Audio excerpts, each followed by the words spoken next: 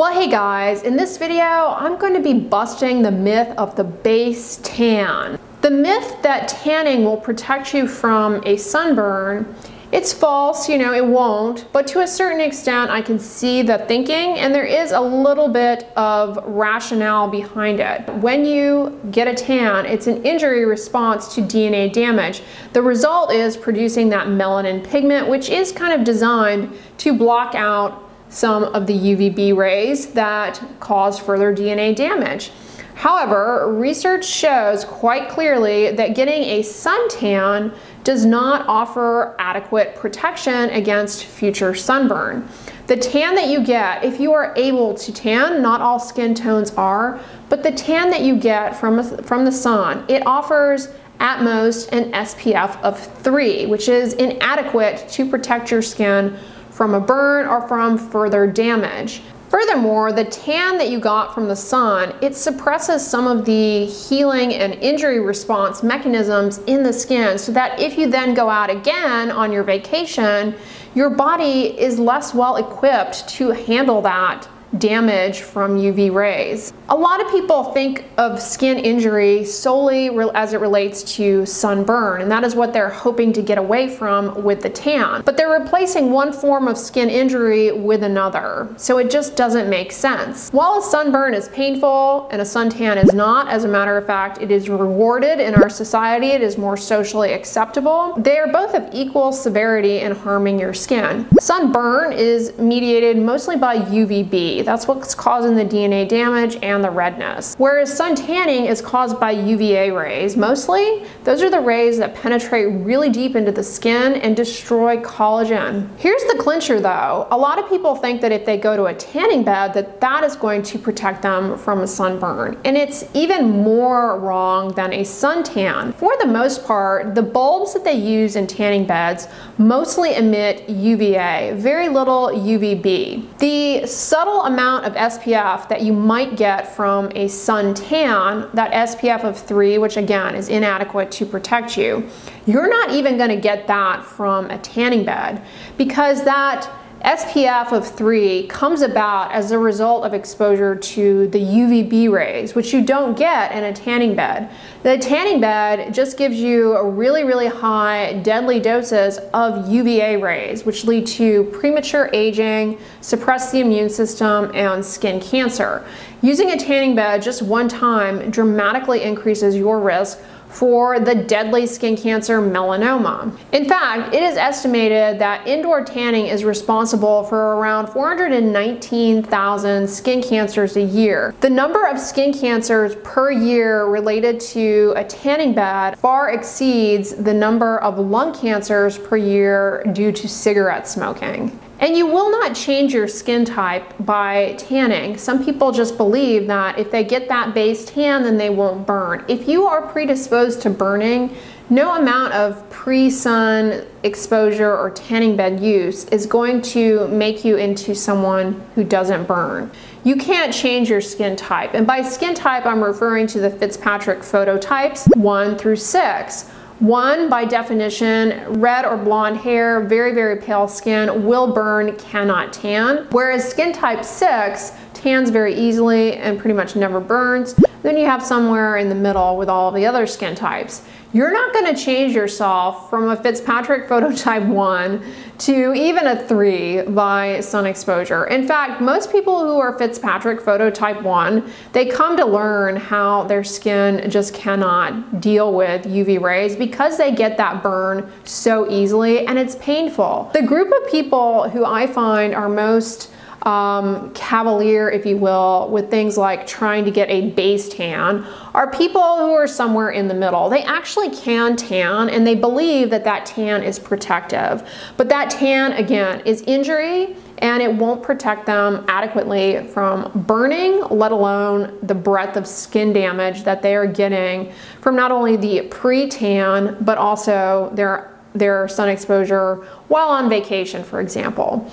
The other risk with this idea, this mentality that you can protect yourself from a burn by getting a pre-tan, is that it leads people to neglect sun protective behaviors when they actually are on vacation. Like maybe they tend to not wear sunscreen as much. Maybe they even do the pre-tan thing thinking it will make it so they don't have to wear sunscreen. Maybe they don't reapply sunscreen because they don't have that burning incentive to get out of the sun. They might even stay out in the sun too long and get too much UV exposure. Ultimately, all of these things culminate in an increased risk for skin cancer. So a lot is at stake here. Not only do you have an increased risk of the skin cancers, basal cell carcinoma, squamous cell carcinoma, and some types of melanoma. Not all types of melanoma, as a side note, are related to the sun, but some are clearly sun related. So this type of behavior increases your risk for all three.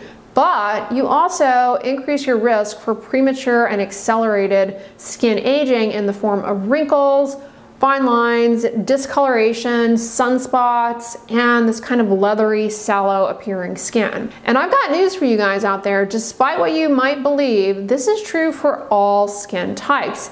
Even if you have a deeper skin tone, getting this degree of UV exposure, it still puts you at risk for premature skin aging and skin cancers. So just because you don't burn easily, don't believe the myth that you don't need sun protection and that you won't have these adverse consequences from unnecessarily high amounts of sun exposure or, God forbid, a tanning bed. What about for vitamin D? This is something I always get a lot of questions about. People are very fixated on this idea that you need to be out in the sun getting unprotected sun exposure for vitamin D synthesis. In order for your skin to make vitamin D from the sun, which it certainly can, depending on a few factors, what happens is the compound 7-dehydrocholesterol is exposed to UVB, and that gets converted to pre-vitamin D.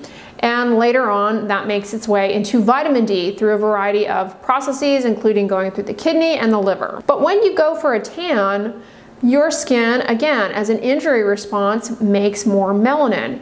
Guess what? That melanin competes with 7-dehydrocholesterol for that UVB. So if anything, a tan makes it less likely that you get good vitamin D synthesis in the skin from sun exposure. In order to make vitamin D in the skin, it requires UVB. But the majority of ultraviolet radiation that comes from the sun is not UVB, it's actually UVA. UVA is the majority. That is what is so injurious to all skin types because it penetrates the skin so deeply, destroys collagen, has suppressive effects on the immune system. But that UVA piece of things actually renders vitamin D synthesis it actually halts it in the skin. The other thing about making vitamin D in the skin is that the ability of your skin to make vitamin D actually declines with age as the skin naturally thins. If you go tanning regularly or seek out unprotected sun exposure, you are accelerating the onset of premature skin aging and subsequent decline of adequate vitamin D production in the skin. So it's actually the opposite of what you are hoping to achieve. Not only because you're getting too much UVA, but you're also aging your skin, shortening the duration of time on this planet in which you get good vitamin D synthesis from the skin, if that makes sense. For example, someone in the age bracket between 62 and 80 has 68% less ability to synthesize vitamin D in the skin in comparison to somebody in their 20s. So by exposing your skin to those aging rays that are going to prematurely thin out and damage the skin, you are, putting yourself in that age bracket prematurely.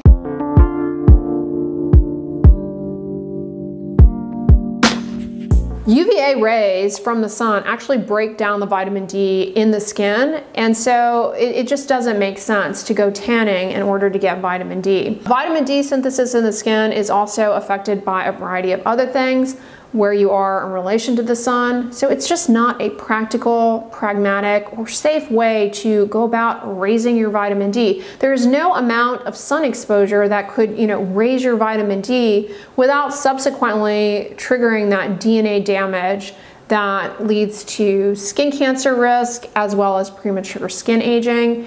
And that UV exposure actually ages your skin prematurely shortening the window of time in which you have good quality vitamin D synthesis from the skin. And your skin, as an injury response, is going to make melanin that's going to compete with 7-dehydrocholesterol for that UVB, making it even less likely. Studies actually show that wearing sunscreen does not prevent vitamin D synthesis in the skin. Under maximal use conditions, wearing sunscreen does not prevent adequate vitamin D synthesis in the skin. And in fact, many argue that it might actually improve or allow for more efficient vitamin D synthesis in the skin, provided the sunscreen offers good UVA protection, because again, the UVA rays from the sun actually degrade the vitamin D made in the skin. So by blocking that out, it may allow for better vitamin D synthesis. The best way to protect yourself from a sunburn is to practice sun-safe behaviors. That includes wearing sun protective clothing, hats, sunglasses, sleeves, seeking out shade, whether it be under an umbrella or a shade structure, and wearing sunscreen, SPF 30 or higher ideally. And if you're gonna be outside, you need to reapply the sunscreen every 2 hours. It says that on the bottle. Every major dermatologic association recommends that. So I'm not fringe for recommending reapplication every 2 hours while outdoors. It literally says that on the bottle. You also need to reapply when you get out of the water if you're gonna be swimming. Again, says that on the bottle, not some fringe, extremist concept. Avoid midday sun exposure as best you're able. That is when UV rays from the sun are most intense. You're more likely to get a sunburn. Pay attention to the UV index. I have a whole video explaining the UV index, but when the UV index is high, your risk of a sunburn is much greater. No amount of going in the tanning bed would ever protect you from that. In fact, it makes it even more deadly. And if you want that healthy, glowing, radiant skin, protecting your skin from the sun is actually going to offer that to you. The best way to get the look of a tan is to use a sunless tanning product. I have videos on here speaking to the safety of dihydroxyacetone, the active ingredient in sunless tanners. There are a lot of myths and misconceptions out there, and it is very safe.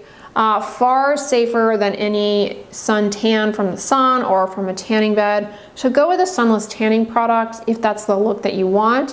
Stay active, eat a balanced diet, fruits, vegetables. These can impart a healthy, radiant glow to the skin, and you don't need to be causing DNA mutations unnecessarily. All right, you guys, so that is busting the myth of the base tan. It's not a thing, it's not a reality. It's just harmful and it won't protect your skin in the long run. I hope this video was helpful to you guys. On the end slate, I'm gonna put my other video breaking down how our skin tans. So check that one out for more of the biology and specifics of tanning. But if you like this video, give it a thumbs up, share it with your friends, and as always, don't forget, sunscreen and subscribe. I'll talk to you guys tomorrow. Bye.